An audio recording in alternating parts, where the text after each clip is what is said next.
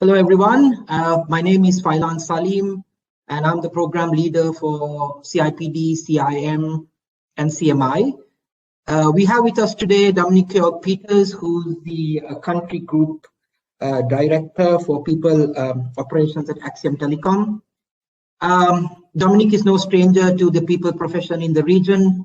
I would put his DNA in three areas: thought leader, practitioner, and change maker. Dom, you're free to add on to the list as we carry on. That was lovely. Thank you, Failan. So today's HR, series is all about focusing on the new CIPD professional map and how the people profession in the Middle East is going to change forever. So my first question to you, Dom, is around the professional map and the value-based decision making. So value-based decision making can create more of an impact than generic best practice, helping to create a positive change in workplaces worldwide. Do you agree with this statement, Dom? So Failan, I completely agree with this statement and also welcome this new approach in the CIPD. Every business is unique. There are different industries, companies at different stages of growth, from small startups to mature multinational conglomerates. And whilst there may be some cosmetic similarities, each one will have its own unique culture.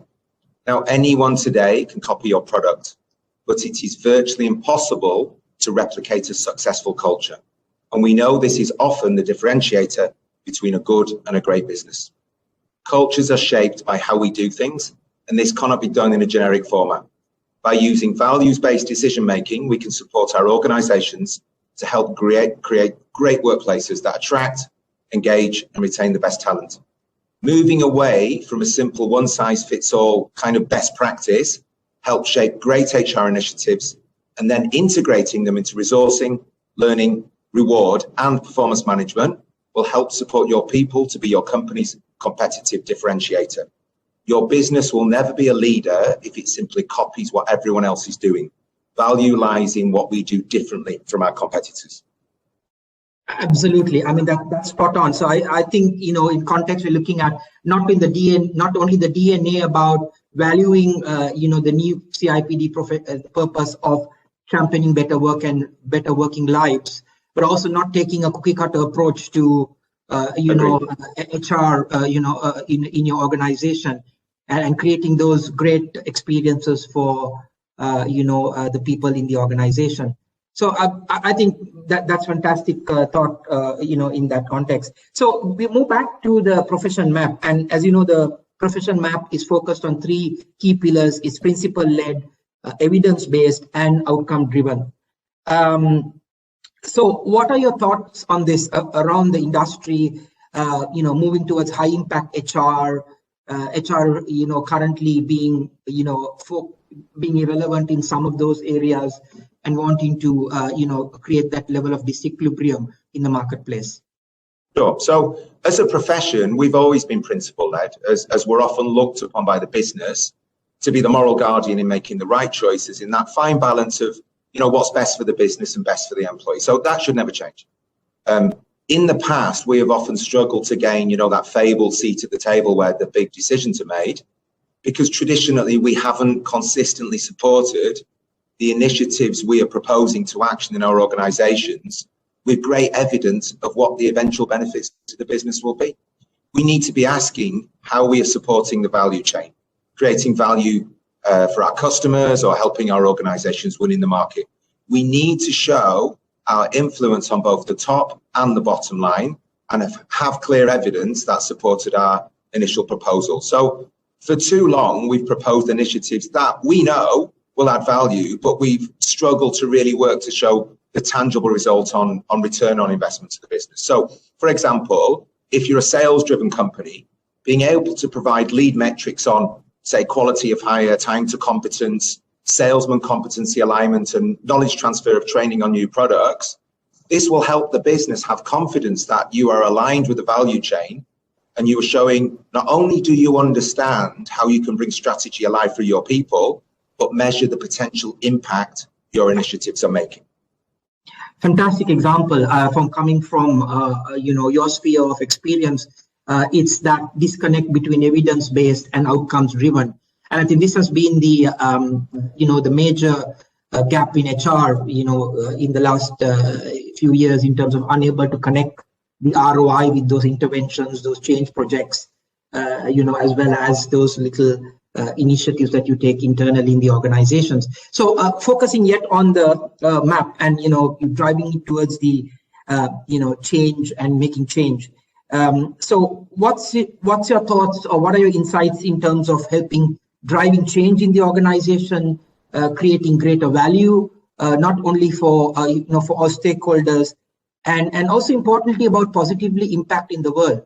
John F. Kennedy said that measuring the GDP of a country is not the correct way of understanding how that country is performing, because at the end of the day, it's all about those social networks, those people. Agree, yeah. All being interconnected. That brings that happiness and engagement that makes it a great country to be in. So you can be the most valuable brand in the world, but if your people are not happy, and you're unable to sustain that, then you're absolutely. I mean, the CIPD have worked to produce a framework to help HR practitioners to make better decisions at work. As a profession, we often fall back on the best practice argument without asking ourselves what is actually best for our business. The solution to this has been to create a framework that supports values-based decision-making. So as a profession, we can influence positive change in our organizations. So we know we live in a volatile, uncertain, complex, and ambiguous world. And as a profession, we need to be ready to help organizations navigate these very uncharted waters. The professional values, core knowledge, and core behaviors in the map will help support the profession, for me, in leading businesses into the new world of work. Right. So HR, just is not a bolt-on, but a built-in type of focus. I like that. Yeah, very good. Yeah. I think, that's what I mentioned, that you're not only a great thought leader, but also you're a change maker and a practitioner. And I think that's where the blur is in terms of just being a thought leader, but actually not being able to put it into practice. So in HR is mostly bolt on, as opposed to built in. So it's more of the fashionista type of stuff. Yeah. So that's perfect, Dom, and that's coming greatly from your practitioner, based, focus.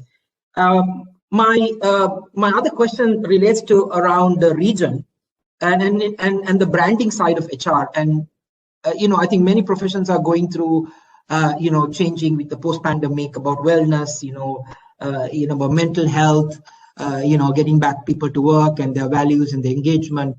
So why do you think that the role of HR has changed forever in your thought? I think failing now, and particularly in the region, companies are beginning to understand that no strategy can be achieved without the right talent in place, and that talent needs to be aligned and engaged with objectives strategically aligned with the company's plans, and of course rewarded correctly. Forward-thinking companies are now realizing that HR has a big part to play in helping them win in the market and create value for their customers. It's no coincidence that today's world-leading companies also have the best people practices, from world-class employee value propositions to cultures that enable businesses to be leaders in their field. These do not happen by accident. These are shaped by great HR teams that focus on evidence-based and outcome-driven HR architecture across talent, culture, and capability. Absolutely. So the impact pathways are very clear. I'm going to move on to the more implementation, the more RNA side questions now, because you're a practitioner, you've done that, you've been there, you focused on a lot of those areas which are innovative. So my first question is around the region. So if I'm going to ask you the 3 things that you will change for HR in the region, if given the freedom to change 3 things for HR in the region, what would those 3 things be in order of priority? It's not a question. So I'm putting you on the spot with this question, and I know you're going to pull some punches on this. So what are your thoughts on this? The 3 things that you would change for HR in the region, sure, if given the freedom to do so. Okay. I think one of the problems we have in the region is that the majority of our CEOs come from a CFO background. So if you want to get buy-in, my issue is, Faden, is you say, I work in HR, so you've got to listen to me. That's not the case, and it's not the case for any profession. So if we know the majority of our leaders are from a finance background and things will be kind of binary and you need a good business case, we need to be more business-like. So we need to be saying, we understand the business, we understand our value chain, and be offering tools and systems and processes and different things that can help help the business win in the market, but can also measure it and be tangible. And I find there's a lot of the things we do are a bit wishy-washy. The next thing is we tend to be very generic. So what we do is we say someone else is doing that, so we should do the same thing. Now, that's never a smart thing to do because it shows you don't understand your business. You should be doing what your business needs to do, and then showing them how, because we know no strategy can be achieved without your people. So you've got to be showing how you're aligned to do those different things there. And the third one, and I don't think you're expecting me to say this, was I'd like to see more people being qualified. Now, I'm not specifically saying CIPD qualified, though I am, and I believe it 100%, is you wouldn't take your son to the dentist and then you ask them which university you went to and they said, no, I worked my way up from reception, I'm good with people. They want to know that they were qualified, and I'd like to know the same thing, that my people leaders are qualified, so they understand the business, they understand the law, they understand the psychology of work, they understand what the latest people are doing, then taking all that and putting it together. And that's what will get us a seat at the table, and that's what will give us our personal credibility by being qualified in what we do. Yeah, I mean, I completely take your binary point of view in terms of the P&L itself, because if you look at the P&L and you look at building up, messing around with your percentages in terms of forecast, but you're not looking at, those people who are going to leave the company and how that can completely change the perspective of the P&L in a big way. Most businesses are driven. I would say, Fen, and I don't know what your opinion is, probably most businesses, I'd say 20% turn the dial. 20% of your population turn the dial. Now, do you know who those people are? Are you engaging them? Are you rewarding them correctly? Is there succession in place?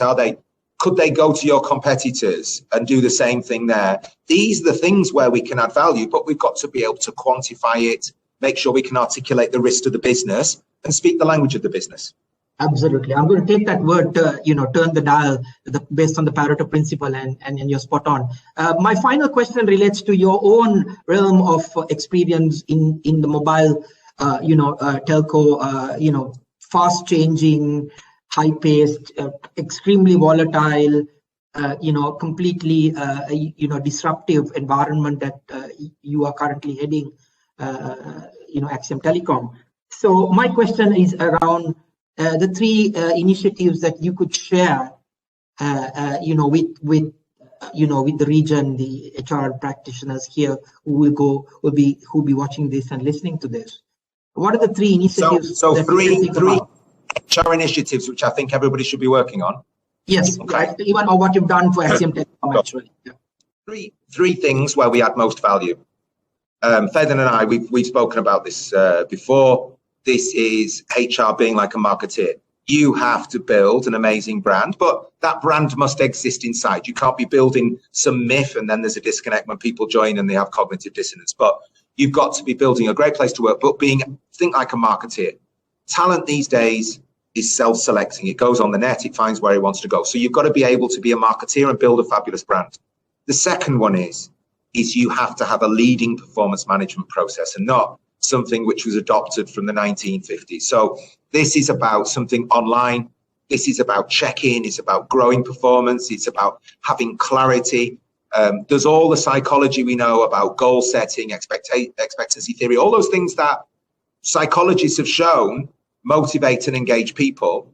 So we can have that system in place. Technology now means we can have things on our phone where you've got your KPIs, your OKRs downloaded from the cloud. We can get 360-degree reviews immediately and give instant feedback. So we can give people instant kudos, but we can hit that intrinsic motivation and drive people forward and keep them updated on how the business is doing. So a great performance management system, that's digital.